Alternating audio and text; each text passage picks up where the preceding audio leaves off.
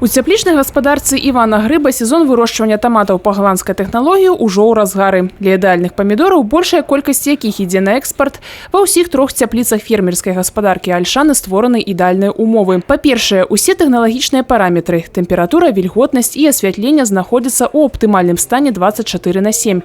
І так будзе да самага кастрычніка. Па-другое, тут увогуле адсутнічае традыцыйная хімапрацоўка. Замест глебы – прасякнутыя пажыўным растворам мінеральна-ватныя маты.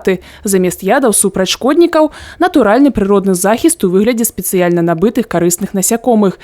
Для апылення выкарыстоўваецца прывезеныя з Ізраіля вулі з чмялямі. Вынікам такога строгага прытрымлівання тэхналогіі становіцца багаты ўраджай. З трох цяпліц, размешчаных на 6 гектарах, гаспадарка Альшаны збірае ўжо зараз да 4 фур памідораў.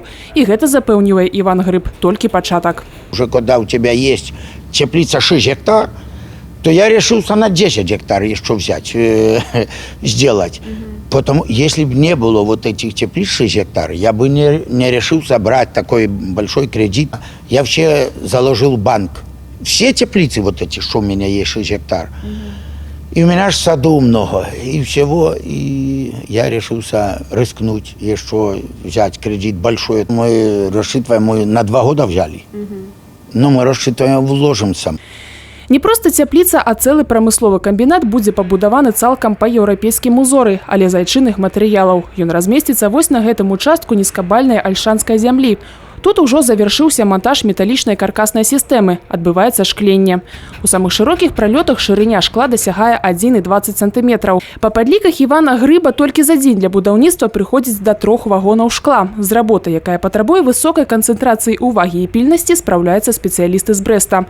Сэрцам цяпліцы кацельнай займаюцца мінчане.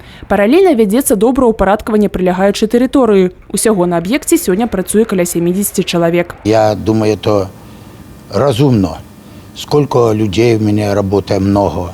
И все теперь рабочие места главное. И все люди довольны, что работают и не обижаются. У меня круглый год работа есть. Сейчас вот новую теплицу мы строим. 100 человек я планирую это туда еще рабочих мест добавить. Еще к этому. У меня уже 100 сейчас работает. Еще 100 добавим. Будет 200 человек. Уже у меня автобусы, 3 автобуса сейчас ходят. И мы сейчас на Столин еще будем отправлять. Работа ў цяплічным камбінаце павінна пачацца сёлета. Па словах гаспадара, ужо ў кастрычніку сюды завязуць расаду таматаў. Але нават пасля рэалізацыі такога буйнога праекта Іван Грыб і яго сыны спыняцца не збіраюцца. У бліжэйшай перспектыве пашырэнне плошчы пад галубіку. Акрамя таго, працягнецца і садоўніцтва. Гэта ў гаспадарцы таксама істотная крыніца атрымання прыбытку. Толькі за сезон тут збіраюць да 6 тысяч тонн яблыкаў ранніх, сярэдніх і позніх гатункаў.